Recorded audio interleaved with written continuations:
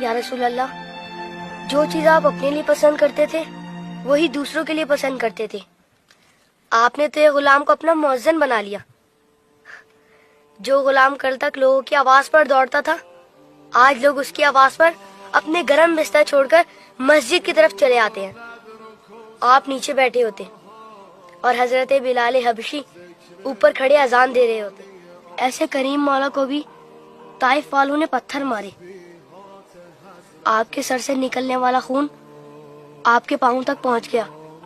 آپ کی پیاری بیٹی بی بی فاطمہ سلام اللہ علیہا آپ کے زخم صاف کرتے ہوئے روئی ہوں گی، مگر آپ نہیں روئے.